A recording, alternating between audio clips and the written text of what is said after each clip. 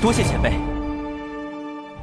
但那魔兽的价值一定远高于驱魔怪，所以一旦魔神皇放，就请诸位做好与魔神皇同归。Dan sekarang saya mau menceritakan bocorannya kembali. Dan jangan lupa untuk subscribe, klik loncengnya, dan juga lupa like. Selamat menikmati.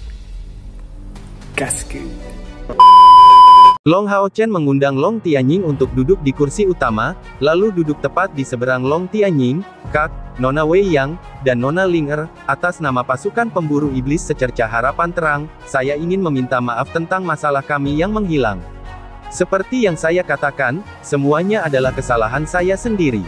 Saat ini, Feng Linger dan Li Xin sangat terguncang secara emosional, jadi hanya Ye Wei yang agak stabil dalam aspek emosional. Kapten Long, aku akan sangat penasaran untuk mendengar tentang pertemuan yang akhirnya kau alami di wilayah iblis, karena kau belum kembali untuk waktu yang lama, dan terlebih lagi bahkan tidak mengirim sedikit pun berita.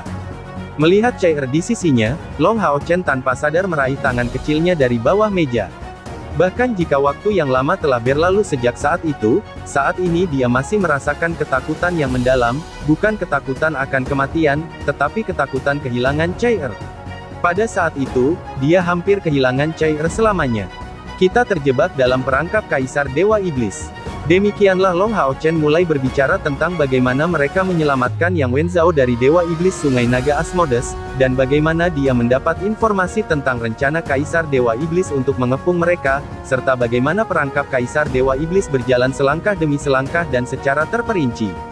Pada saat dia menyebutkan hatinya sendiri tertusuk oleh serangan Kaisar Dewa Iblis, Li Xin dan Ye Wei yang sama-sama tidak dapat menahan diri untuk tidak berteriak kaget.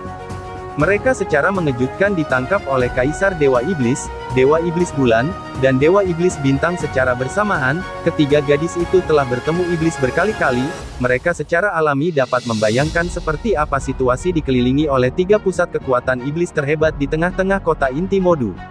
Meskipun aku tidak tahu mengapa Kaisar Dewa Iblis bersedia menyelamatkan rekan-rekanku dengan mengorbankan nyawaku, aku tahu pada saat itu bahwa kematianku sudah ditetapkan.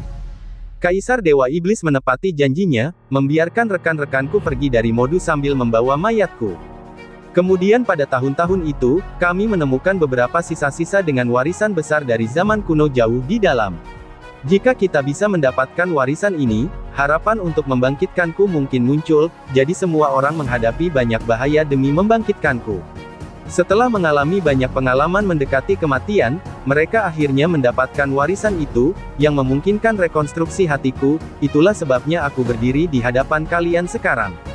Kekuatan dari zaman kuno itu meninggalkan kekuatan besar yang secara kolektif kami serap, saat kami berlatih dalam sisa-sisa ini. Namun, tidak seorang pun membayangkan bahwa pengasingan ini sebenarnya akan menjadi meditasi mendalam selama lebih dari 4 tahun. Kami terbangun sekitar setengah tahun yang lalu. Selama 4 tahun meditasi mendalam ini, kami memperoleh banyak hal. Kami tidak benar-benar tahu berapa lama waktu telah berlalu sejak saat itu, sebenarnya percaya bahwa itu hanya beberapa hari.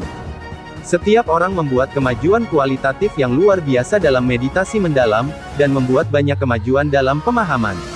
Kami tidak pernah mengalami krisis seperti itu dalam kehidupan ini, jadi, di waktu berikutnya, kami terus berlatih dan meningkatkan pemahaman dan kultivasi kami selama ini.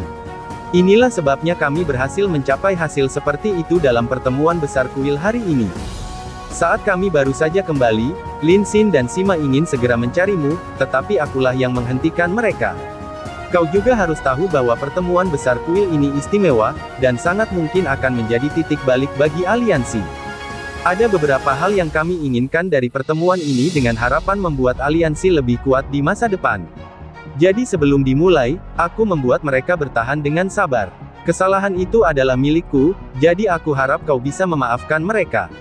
Selain itu, aku ingin mengucapkan terima kasih atas nama pasukan pemburu iblis kami, Bright Glimmer of Hope, karena telah menunggu mereka. Tentunya merupakan kebahagiaan terbesar dalam hidup mereka karena telah menemukan kekasih sepertimu. Mengatakan itu, Long Hao Chen berdiri sekali lagi dan dengan hormat membungkuk kepada ketiga gadis itu. Meskipun cerita Long Hao Chen dianggap biasa saja, tetapi tiga gadis merasa sangat lelah hanya dengan mendengarkannya, menganggapnya cukup mendebarkan. Ye Wei yang berdiri dan mengangguk ke Long Hao Chen, aku merasa sangat beruntung bisa mendengarkan pengalaman yang dialami Kapten Long dan yang lainnya. Kalian adalah pahlawan bagi aliansi. Sepertinya Ling Er tidak mau mengikutiku keluar, dan kalian seharusnya memiliki lebih banyak hal untuk didiskusikan, jadi, aku pergi dulu, selamat tinggal. Long Hao Chen tiba-tiba berpikir dan berkata pada Han Yu, tolong antar Nona Wei yang pergi. Ya, Han Yu menerima dan mengundang Ye Wei yang ke pintu keluar, menunjukkan jalan baginya untuk pergi. Long Hao Chen bertanya kepada Feng Ling Er, Nona Ling Er, bisakah kau menjawab pertanyaanku? Feng Ling Er mengangguk. Long Hao Chen bertanya, apakah Nona Wei yang kebetulan sudah memiliki kekasih? Feng Ling Er terkejut, apa maksudnya? Bukankah kau sudah memilikinya? Dia menunjuk Chai Er. Chai Er tertawa menanggapi, dia tidak meminta demi dirinya sendiri, tetapi demi Han Yu, yang baru saja mengantar Nona Wei yang kembali ke sini. Satu-satunya orang yang tersisa di pasukan pemburu iblis secara harapan adalah Han Yu. Bahkan Duan Yi yang untuk sementara ditambahkan ke tim mereka memiliki kekasih masa kecil sebagai istrinya. Sebelum mereka menghilang, Duan Yi sudah menikah dengannya. Hanya saja, istrinya hanyalah orang biasa dan bukan seorang praktisi. Kali ini, Duan Yi secara khusus pergi mengunjungi istrinya dan melaporkan keadaannya sebelum mereka kembali ke kota suci. Sebagai kapten, Long Hao Chen tentu saja peduli dengan masalah penting para anggota. Han Yu memiliki karakter yang mantap, baik dalam perilaku dan penampilan atau kemampuan, yang semuanya adalah yang terbaik. Namun, sebagai pemburu iblis, dia tidak pernah memiliki kesempatan untuk menemukan perasaan itu. Sekarang setelah mereka mencapai langkah ke-9 kultivasi, kemampuan mereka untuk mempertahankan diri di medan perang sangat meningkat, jadi Long Hao Chen secara alami menjadi khawatir untuk menemukan teman wanita yang dekat untuknya. Kelompok itu sudah beberapa kali bertemu dengan Ye Wei Yang. Gadis ini tidak hanya cantik, tetapi juga sangat cakap. Rumah lelang besar aliansi dikelola dengan rapi di tangannya, sementara Feng Ling Er hanya memiliki beberapa keputusan penting untuk ditangani. Yang lebih penting, Ye Wei Yang adalah penerus dari pedang suci Ye Wuxiang. Semua ini secara alami akan membuatnya menjadi hal yang sangat baik jika mereka dapat bertindak sebagai mak comblang untuk Han Yu. Mendengar Chai Er mengatakan sebanyak ini, mata Feng Ling Er langsung berbinar, kakak Wei Yang memiliki pandangan jauh ke depan yang sangat hebat, dan tetap tidak menikah begitu lama. Aku hanya tidak tahu apakah ksatria dari jajaranmu itu akan dapat menggerakkan hatinya. Long Hao Chen tersenyum padanya, kalau begitu tolong bantu kami menarik tali. Aku dapat melihat bahwa Nona Wei Yang dan kamu sangat dekat. Jika dia juga dapat menjadi salah satu anggota keluarga untuk Bright Glimmer of Hope kita, bukankah kalian berdua akan menjadi lebih dekat? Biarkan aku memberimu sedikit bocoran setelah pertemuan besar kuil ini berakhir, kita akan segera menuju Gunung Suci Ksatria, di mana, dengan kekuatan Han Yu, dia mungkin akan bisa mendapatkan persetujuan tahta ilahi. Aku pikir ksatria ilahi seharusnya cocok untuk Nona Wei Yang kan? Mata Feng Ling Er berkilat penuh pengertian, itu pasti cocok. Tapi Kapten Long, apakah Anda mungkin berencana untuk menyerang rumah lelang besar aliansi kita? Atau apakah Anda punya tujuan lain? Long Hao Chen menjawab dengan senyum tipis, aku akan membiarkan Sima menjelaskan semuanya kepadamu secara diam-diam. Tentu saja, kami berharap untuk mendapatkan dukungan dari rumah lelang besar aliansimu, tetapi aku percaya bahwa ini hanya akan membawa manfaat bagi masa depan rumah lelang. Meskipun Long Tianying duduk di kursi utama, dia tidak berbicara sepatah kata pun dari awal hingga akhir, hanya menatap cucunya. Ketika Fajar datang sekali lagi, hari kedua pertemuan besar kuil membuka tirainya. Para kontestan yang tereliminasi pada hari-hari sebelumnya semuanya dikirim ke ruang penonton. Hanya kontestan yang berhasil masuk ke babak kedua yang tersisa di area kompetisi. Hari ini, total 95 orang berkumpul untuk pertarungan individu acak. Bagaimanapun, keberuntungan akan selalu menjadi bagian dari kekuatan seseorang. Setelah putaran pengundian itu, 48 kontestan akan melewati tahap ketiga, yang mengakibatkan kelanjutan kompetisi sistem gugur, hingga 3 teratas ditetapkan. 3 teratas akan ditawarkan 2 pilihan mengakhiri dengan normal dan hanya mempertahankan semua poin total mereka sebelumnya, atau terus menjalani pertempuran, di mana pemenang akhir akan diberi hadiah 10 poin total ekstra. Dari total 3 pertempuran, jika seseorang berhasil menang melawan 2 lainnya dan berakhir sebagai nomor 1, yang ini akan mendapatkan 20 poin ekstra. Kompetisi dimulai kembali, dan kemunculan pertama cahaya seleksi langsung memilih anggota Bright Glimmer of Hope. Hari ini, mereka semua telah melepaskan jubah mereka, dan yang dipilih cahaya seleksi sebenarnya adalah Chair. Yang lainnya yang terpilih secara kebetulan adalah dari kuil assassin di dekatnya, kepala suku kuil assassin yang lebih tua, pemegang domain 12 ruang, Sue Ziseng. Wajah Chair yang sangat cantik langsung berubah aneh. Beberapa waktu yang lalu, dia baru saja memenangkan pertempuran melawan Sue Ziseng ini, dan meskipun dia tidak mencapai kemenangan akhir, kemampuan domainnya Flourishing Lotus Flower menyebabkan Sue Ziseng menyerah.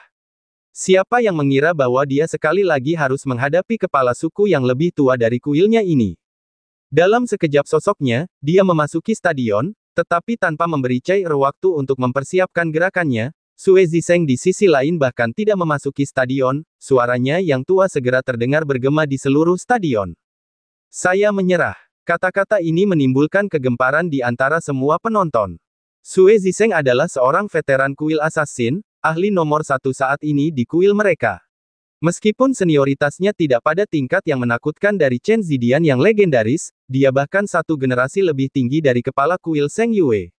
Apa yang baru saja terjadi hingga dia menyerah tanpa perlawanan? Li Zengzi akhirnya tidak tahan lagi, ketua wasit, ini adalah pertemuan besar kuil, bukan permainan anak-anak. Kepala kuil pembantu San Sui baru saja menyerah kemarin, dan hari ini giliran Sue Ziseng dari kuil assassin, yang semuanya adalah kekuatan puncak dari kuil mereka sendiri.